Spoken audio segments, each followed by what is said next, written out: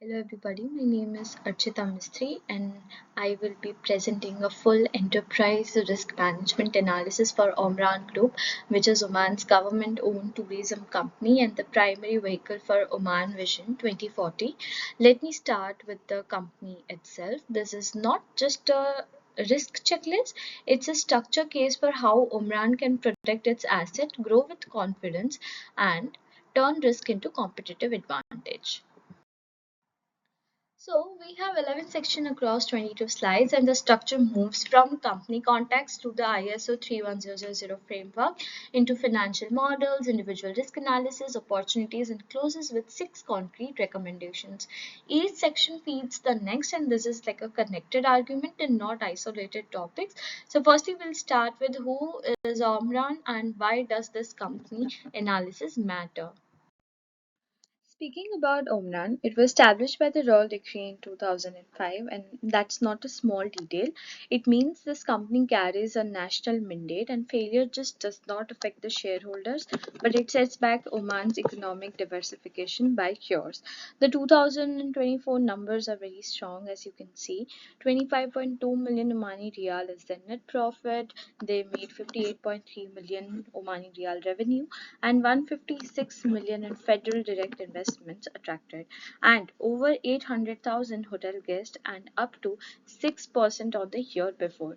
This portfolio spans JW Marriott Muscat, Club Med Musandam, Nobu Hotel, ecotourism sites across Oman, and digital stakes in Guduba and under the Dolman. This vision and 2020-40 mission grow tourism from 4% of GDP today to 10% by 2040, targeting 11.7 million visitors annually. Omran is how that gets done. Now, looking at the framework that governs how we analyze all of this. We have built this entire analysis on ISO 31000 to 2018 version, the international standard for risk management. It's principle based, not perspective. It does not tell you what your risks are, it tells you how to govern the process of finding and managing them. There are three layers to it. The principles define the DNA: integrated, inclusive, dynamic, and evidence based. The framework translates those into governance, who owes it, and how to connect it to strategy, and the process is the engine where the identification, analysis, evaluation, treatment, monitoring and reporting of it is done. The most important output is Omran's risk appetite statement, which is zero tolerance for environmental violations, very low tolerance for reputational damage, moderate to high appetite for strategic investment risk. And because Omran cannot grow Oman's tourism sector by being timid, every risk and every opportunity we discuss today sits within this structure. So let's move to the financial models, starting with the interest rates. Now, the government gap model measures how sensitive Omran's net income is to interest rate movements. It compares rate sensitive assets against rate sensitive liabilities across time horizons. The key finding here was Omran runs a negative gap in the 0 to 12-month window. Liabilities reprice faster than assets short term, meaning rising rates increase borrowing cost before revenue adjusts. And why this matters specifically for Omran was the Omani Riyal is pegged to the US dollar. So Omran's interest rate risk tracks the Federal Reserve. This, the 2022 to 2024 hiking cycle hit finance cost very hard. The GCC rate cuts in the late 2025 provided some relief, but the structural sensitivity remains same. The solution is targeted interest rate swaps, converting floating rate exposure to a fixed for the most vulnerable maturities, and we'll see that in the derivative slide. So the risk slide is even more operationally urgent, and here is why. Here the maturity ladder schedules every inflow and outflow across time to find where shortfalls emerge. Think of it as a cash flow calendar projected years ahead. Near term, Omran is fine. Critical number is year 2 to 3. A projected net gap of minus 45 million Omani Riyal. That's when Club Med, Nobu, Santini, and other project all heat peak construction spending simultaneously. The buffers are real and strong, and sovereign guarantee backing 56 million plus Omani Riyal FDI pipeline, reducing OMRAN's own equity requirement and the option to phase construction timelines intelligently. The recommendation is simple but time sensitive. Secure those revolving credit facilities now before the gap opens, and reactive liquidity management at a construction peak is expensive. Proactive management is free. So, third financial model, how we quantify credit risk. Expected credit loss model aligned with IFRS 9 combines probability of default, loss given default, and exposure at default across six counterparty segments.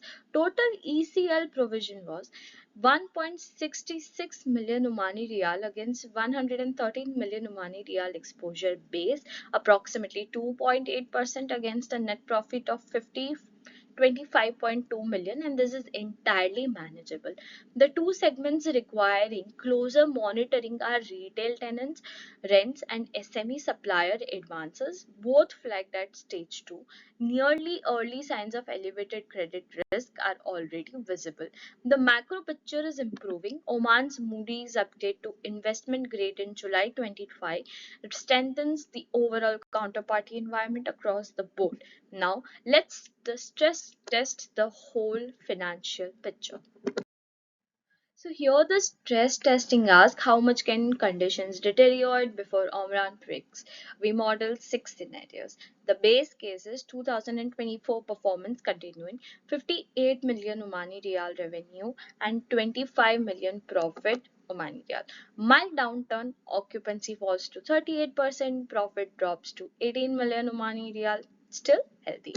Severe recession, that is the COVID style, 50% arrival collapse, profit falls to 2.5 million, survivable, but government support would likely activate here exactly as it did in 2020.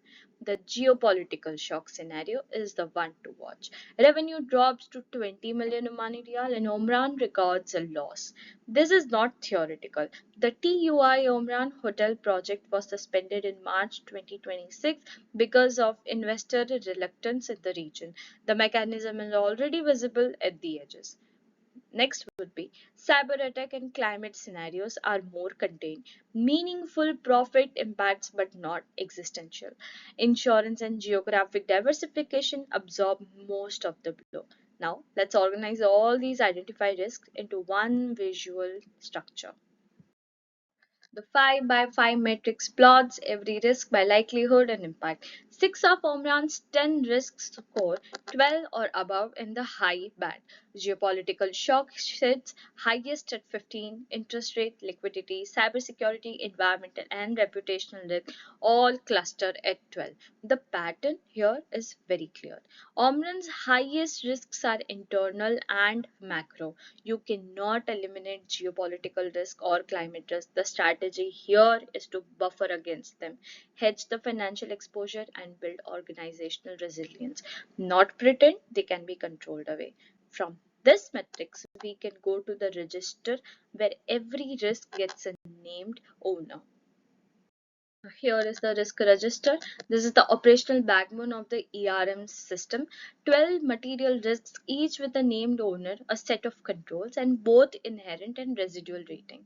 The CEO owns geopolitical risk, the CFO owns interest rate and liquidity, the CTO owns cybersecurity, and the ESG director owns environmental compliance. Okay, risk without an owner is just a worry. Now, here you notice the gap between inherent and residual ratings control do the real work. Credit defaults drop from medium to low after lease deposits and bank guarantees. Geopolitical stays at still medium even with the scenario planning. That's honest. You cannot fully control for regional conflicts. So, how do we keep this live? The monitoring dashboard. Here, 9 key risk indicators tracked in a live traffic light system. Most are green, FDI flow, Omanization at 94%, ESG framework live, zero measure cyber incident, Two ambers to watch: hotel occupancy is at 45%, below target and well below the regional average 63.6%. Liquidity ratio at 1.3%, within tolerance but approaching the threshold. One red, the TUI project status on hold. That single red light is the most visible real world manifestation of OMRAN's geopolitical risk. Escalation protocols activate automatically when the KRI crosses into two or more consecutive periods, so the system responds before leadership even needs to notice. Now, let's walk through all the 10 risk categories, drawing out the connection between them. Now, rather than list all the 10 risks in isolation, I want to highlight them as three clusters because real risks are interconnected. First cluster would be the market, credit, and liquidity risk, the Omani Riyal pegged to the US dollar links, all three to US Federal Reserve policy. Rising rates increase borrowing costs, squeeze tenant margin, raising ECL provision, and reduce the liquidity buffer simultaneously. This should be managed as a system. Second cluster would be operational, technological, and legal risk. Omran's digital expansion, Godoba, smart hotel system, and online booking expands the cyber attack surface and trigger data sovereignty obligations under the Oman's 2024 regulations and create AML obligations in real estate flagged by the FATF Mutual Evaluation Report in 2040 October. Third cluster would be terrorism, geopolitical, and reputational risk. Oman scores near zero on the Global Terrorism Index. Muscat is constantly one of the top 10 safest cities in the world. But the 2026 Tourism Security Symposium confirmed that international hotel facilities remain targets even in low risk environments, and any incident at the OMRAN property would travel globally within hours. The environmental risk here stands alone.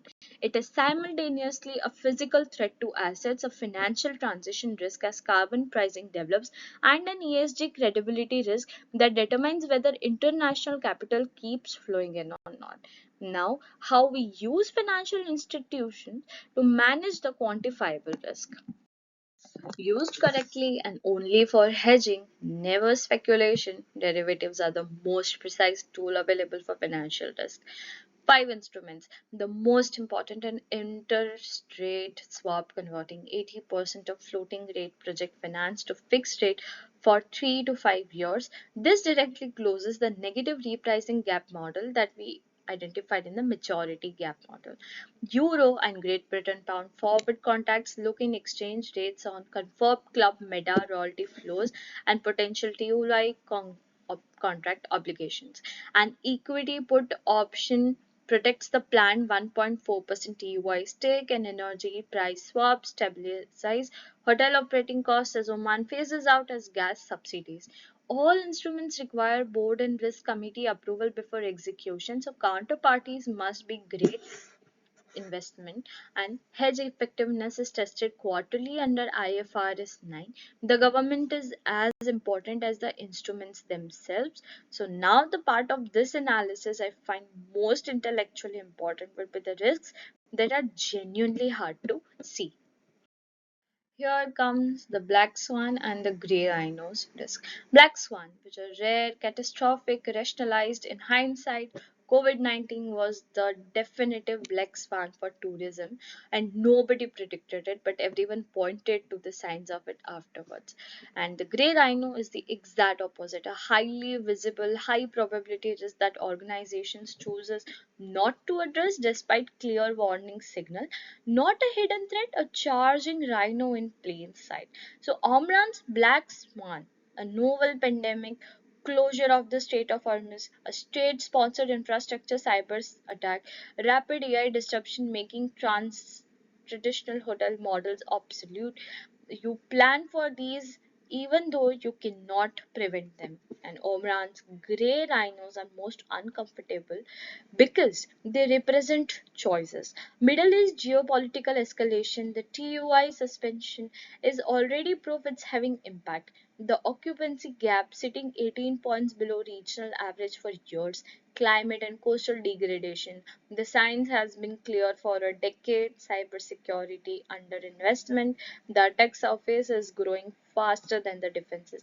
It is far easier to prepare for the unforeseeable than to act on the risks you can already see clearly, but you have found no comfortable reasons to deprioritize. What happens when a risk does materialize? That's the business continuity plan. Now, a risk framework without a BCP is a fire alarm without a fire extinguisher. Four phases are there: prevention, response, recovery, and restoration. The recovery time objects are tiered by critically: guest safety immediately, hotel reservations 2 hours with cloud backup, core IT systems 4 hours, coordinated with Oman National CERT, financial systems 24 hours.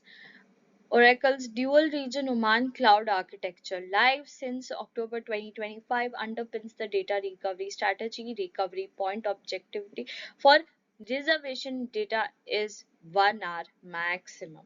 Critical recommendation here would be quarterly tabletop exercises and an annual full-scale simulation including hotel evacuation. A BCP that has never been tested is not a plane, it is a document. Environmental risk deserves its own slide and it's operate on three levels simultaneously. Three dimensions: physical risk, cyclones threatening Dover coastal properties, flash floods at Wadi ecotourism sites, extreme heat limiting operating seasons. These are insurable but real. Transition risk: Oman is committed to net zero by 2050 and 30% renewables by 2030. From 4% today, as carbon pricing develops regionally, Omran's energy intensive high hotel portfolio faces rising operating costs unless it decarbonizes ahead of the curve. The Sustainable City ET project, Oman's first net zero city developed with diamond developers, is Omran's proof of concept. Clean energy, water recycling, food production, clean mobility. If that model is replicated across future developments, environmental risk becomes environmental advantage. So now I want to flip the entire conversation from what could hurt Umran to what could transform it. Comes the strategic opportunities. ISO 31000 treats risk as a two-sided threats and opportunities. The same forces generating Omran's risk can also generate its greatest growth potential. Three critical opportunity: luxury and wellness tourism. Tantani and Nobu partnerships to target guests who generate 3 to 5 times the revenue per visit of standard hotel guests. That directly attacks the occupancy gap by improving revenue per room, not just filling bed. GCC Unified Tourist Visa combined with Oman's 103 country visa free policy, this transforms Oman's accessibility and opens the regional corridor model demonstrated by the Russell Khema Sea Double campaign. Ecotourism positioning, Wadi Al Shab, Russell Sharjah, and all that. These are assets no other Gulf competitor can replicate. 4. High priority opportunities would be the $31 billion FDI pipeline supercharged by Moody's BA3 upgrade, digital tourism through Godoba, and Oman's $5 billion ICT market. The Ironman World Series 5-year partnership driving sports tourism and 26% charter flight growth, generating $80 million in revenue, and the Janine Salala, Oman's first integrated agro-tourism project, directly diversifying away from Muscat's current 53% accommodation concentration. Every single one of these opportunities simultaneously mitigates a risk we've already identified. That's ISO 31000 integration working exactly as designed. That connection is mapped explicitly on the next slide. Here, this table maps opportunity to the risk it neutralizes. Luxury tourism mitigates a reputation risk from mass market dilution. GCC visa closes the market concentration risk. Digital transformation converts a technology vulnerability into revenue. The FDI pipeline is the single most effective solution to the year 2 or 3 liquidity gap. Strategic risk management does not just protect against downside, it converts risk vectors into sources of competitive advantage. That is the central argument of this entire analysis. The roadmap sets out how OMRAN gets there systematically. Sustainable risk management roadmap follows four phases.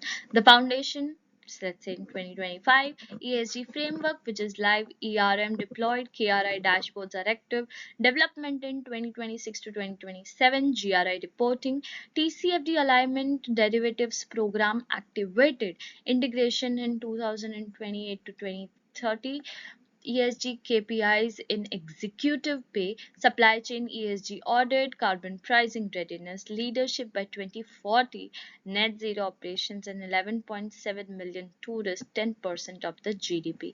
Each phase builds on the last. This is not a theoretical aspiration. The foundation phase is already underway. Let me bring the financial story together in one view before we close. We're already familiar with the financial highlights of 2024, but here 370 new Omani jobs, which is 94% Omanization, 40% in country value index, is also an addition. Omran is not a struggling entity needing emergency risk management. It is a high performing organization that needs risk management to protect and extend that performance. The one number that should generate productive discomfort at every board meeting, occupancy at 45%, still well below the regional average of 63.6%, which brings me to the six recommendations that close this whole analysis. Six recommendations here, specific, actionable, and directly linked to the analysis. One, close the occupancy gap, target 55% or above by 2028 through the GCC visa corridor, luxury and sport tourism positioning, and aggressive demand generation in underserved source market. Second, activate the derivative program within 6 months, interest rate swaps on 80% of floating exposure, euro and pound forwards and unconfirmed international partner obligation, and the risk of not acting is quantifiable, the cost of acting is not. Third would be pre-fund the year second and third liquidity gap now, commit revolving credit facilities and phase construction timelines before the minus 45 million real window opens. Proactive treasury management costs nothing, reactive management at a construction peak is extremely important. Fourth would be appoint a dedicated CISO and move to a proactive cyber posture. Annual penetration testing, cyber insurance aligned to Oman National CRT. Oman's digital expansion is outspacing its security infrastructure. Fifth would be advance ESG to GRI standards by 2026 and TCFD by 2027. This is not internal government's housekeeping, it is a prerequisite for maintaining access to premium ESG sensitive FDI capital at the scale OMRAN needs. Sixth and last would be enforce brand governments on mass market partnership. Cap visitors number at eco sites, apply strict brand guidelines to TUI and Club Med, and Omran's premium positioning is at its most valuable long-term asset. It must be actively protected. Last but not the least, the Omran Group is building a post-oil future for the Sultanate of Oman. That is an extraordinary mission and it deserves a risk management framework that matches its ambition. With that, I thank you all for listening to me very patiently.